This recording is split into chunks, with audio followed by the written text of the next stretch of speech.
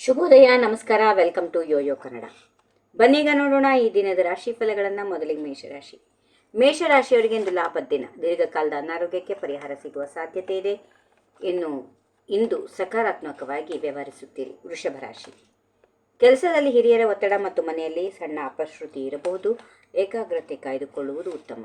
ಮಿಥುನ ರಾಶಿ, ಸೃಜನಾತ್ಮಕ ಕೆಲಸದಲ್ಲಿ ತೊಡಗಿಸಿಕೊಳ್ಳಿ. ಸೋಮಾರಿತನ ಮಾಡಬೇಡಿ, ಹೊಸ ಆಲೋಚನೆಗಳು ಬರುತ್ತವೆ. ಕರ್ಕಾಟಕ ರಾಶಿ, ಒತ್ತಡ ಇದ್ರೂ ಆರೋಗ್ಯ ಚೆನ್ನಾಗಿರುತ್ತದೆ. ಹೂಡಿಕೆ ಮಾಡುವುದಕ್ಕೆ ಉತ್ತಮ ದಿನ.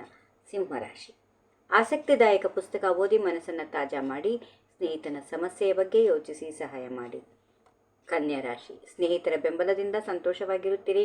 ಮನೆಗೆ ಅಗತ್ಯ ವಸ್ತುಗಳನ್ನು ಖರೀದಿ ಮಾಡಿ.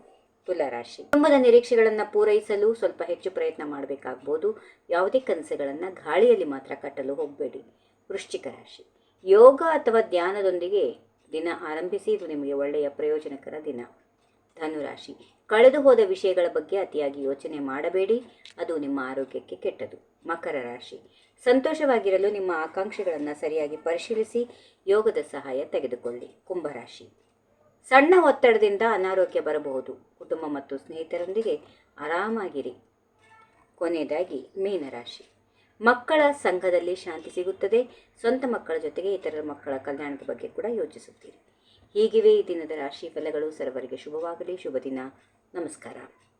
ಈ ವಿಡಿಯೋ ನಿಮಗೆ ಇಷ್ಟವಾದಲ್ಲಿ ಲೈಕ್ ಮಾಡಿ, ಶೇರ್ ಮಾಡಿ, ಸಬ್ಸ್ಕ್ರೈಬ್ ಮಾಡಿ.